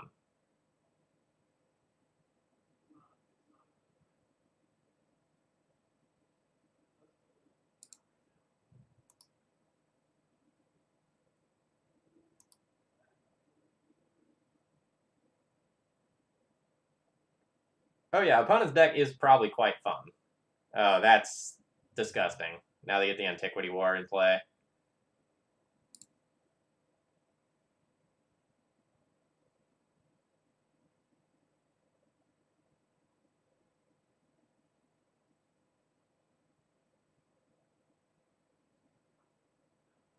Lasco, I'm not sure that I understand your question.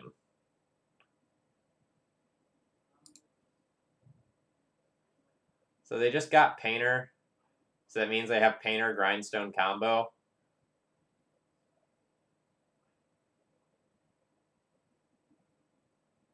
And I don't think I want to show my opponent any more cards.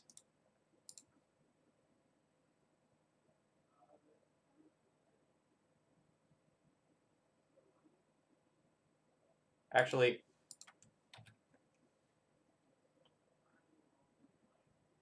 I can draw another Collective Brutality to double Collective Brutality Painter. So I guess I'm not 100% dead.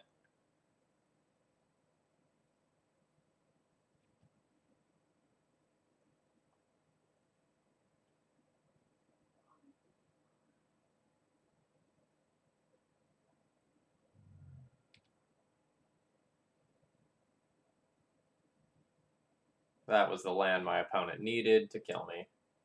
Now they have it.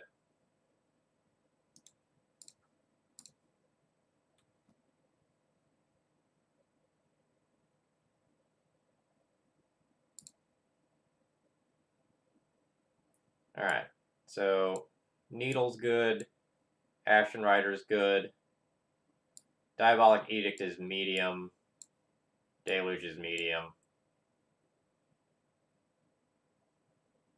Collective Brutality is basically dead.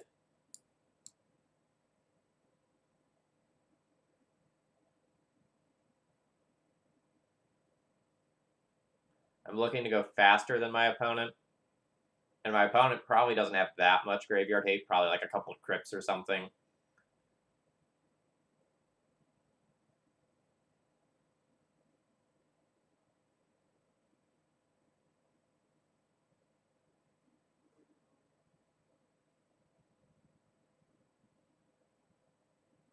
A lot of my opponent's best cards are colorless, so I don't think I'm going to play Iona.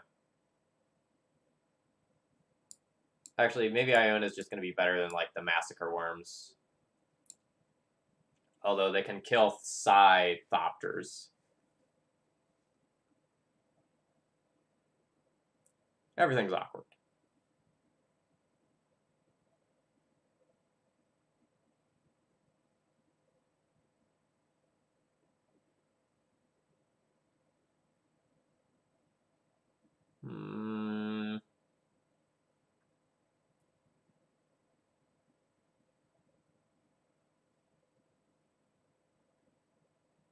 I guess Animate Dead loses a little stock since my opponent's stuff isn't good to reanimate. And if I get rid of my brutalities, I'm losing some ways to discard.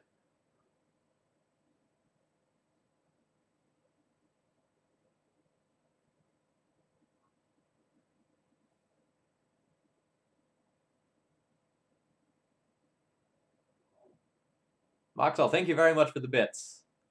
I'll comment more in a second. I'm trying to figure out like what I want to do with my sideboarding here. I'm legitimately unsure.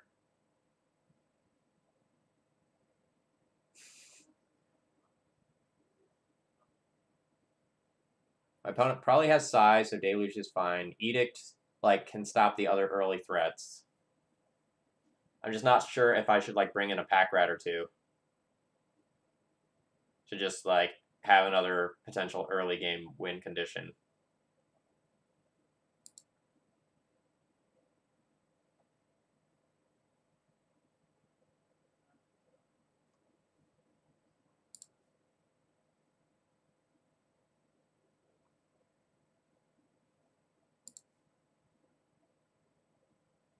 Well, this doesn't count as a land in this exact situation. If this was a swamp, I'd keep this one and Thoughtseize myself into Reanimate.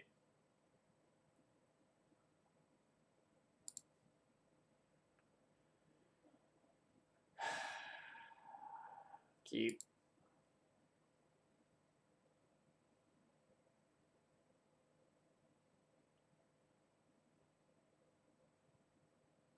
I need to bottom that. So we'll lead on Duress this turn.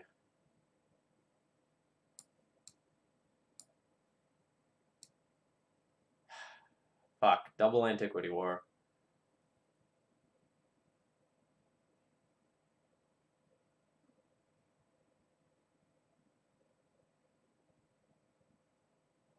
So I'm going to take the Spell Bomb and try to Mize this one off of Grave Titan. Just like draw a reanimation spell, Thoughtseize myself, Grave Titan, try to win that way. I haven't gotten to play with Archon of Valor's Reach yet. I really want to play it in Nick Fit.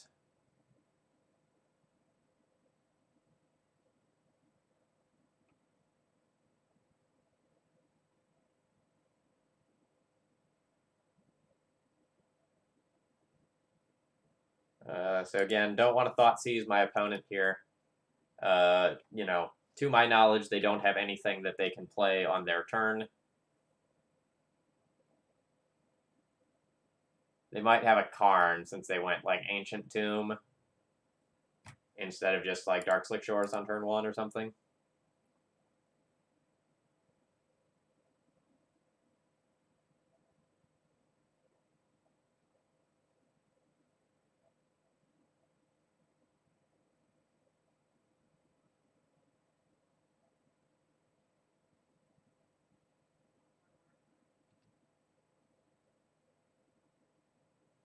No Metalcraft.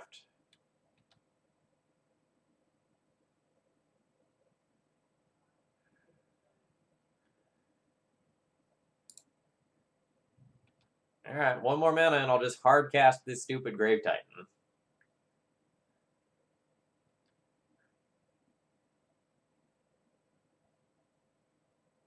I don't know why my opponent is playing Dark Slick Shores.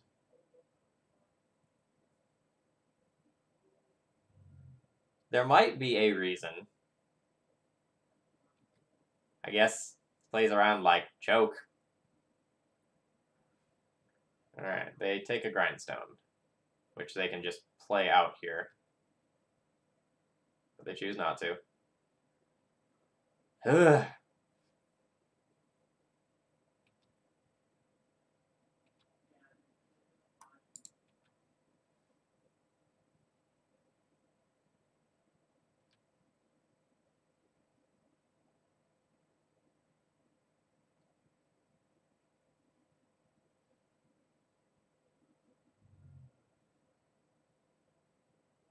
Or we can just die.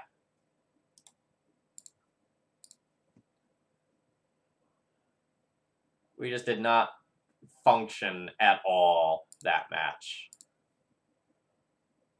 My hand lined up very poorly against my opponents that time, like in both games. So like in game 1, I just like kept a hand on the strength of being able to Thoughtseize my opponent and reanimate one of their creatures potentially. And then because of like the nature of my opponent's hand, I couldn't do that. And then in game 2, I just lost to mulligans into oblivion.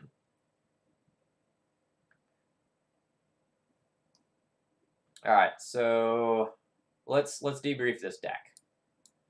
This deck felt really good against Delver, which is a weird thing to say because like Delver tends to be really good versus combo, but we're kind of like a combo control hybrid here, right?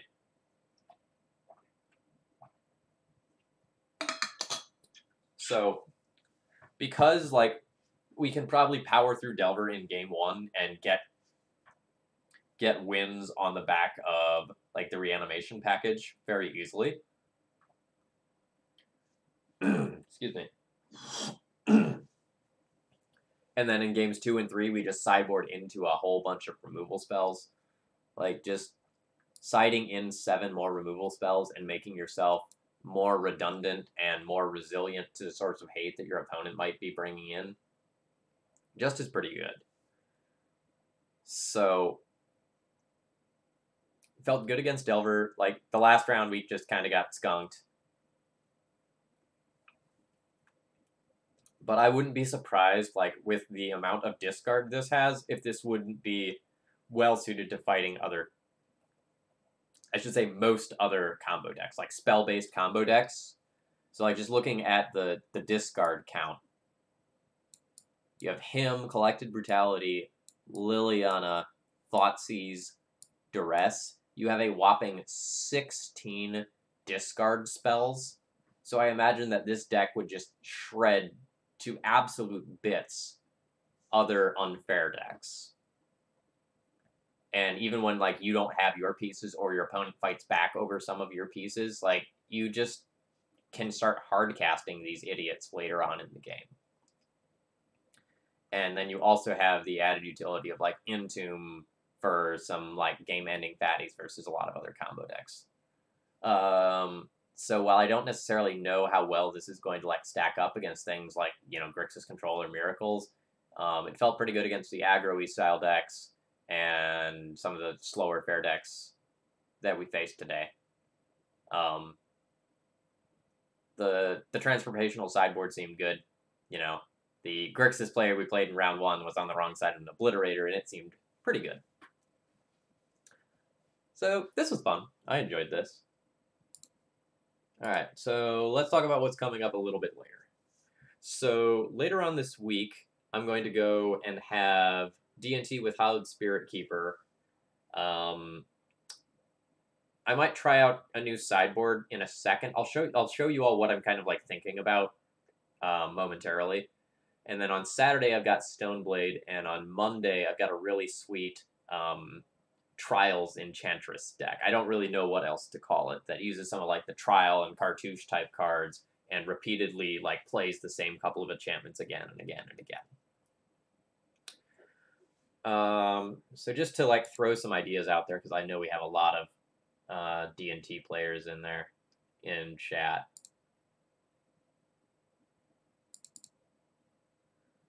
I suppose I can just take 30 seconds and upload this, just so we can get a visual.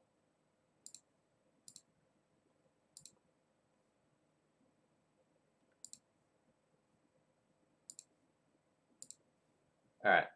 I don't know exactly. This is something I came up with this morning while I was just kind of like doing some grading and getting grades entered. I was just kind of thinking to myself, like, all right, Dredge is starting to show up a lot online. And if that's the case, is my normal approach that I've been taking in the last month or two good, where I'm just like dropping my graveyard hit? And the answer is no, probably not. So it might be correct to like keep the same main deck shell I'm doing, but do something like run 3 or 4 surgicals or fairies, dropping the Rest in Peace instead. Because like Rest in Peace is bad if you're playing Hallowed Spirit Keeper anyway. So if you're planning on beating a lot of like the fair decks that normally you would side in Rip 4 with Spirit Keeper, maybe it makes more sense to load up on these types of like surgicals and fairies. I don't actually know that a lot of people will pick up Dredge because a lot of people don't enjoy playing it. But if Dredge becomes more popular, then it might be correct to stop hedging for miracles and Grixis control with the chalices, and then instead like play more recruiters, like maybe even going up to a full playset of them, so that I can keep tutoring for like these spirit keepers and jailers that are taking over the matches, and then play a bunch of other graveyard hate here. One of these should probably be a fairy, just like if I'm gonna play 4 recruiters, then it's very free to like play one of these. It's something to keep in mind. It's just food for thought.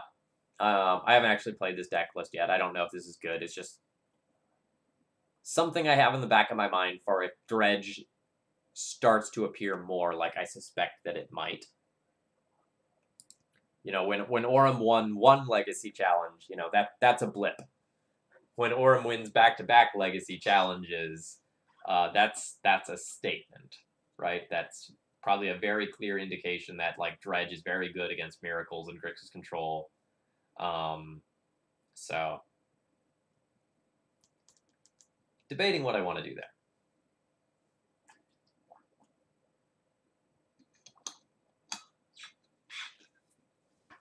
I can't confirm off the top of my head, but I would not be surprised to hear that Dredge did well in the last Open.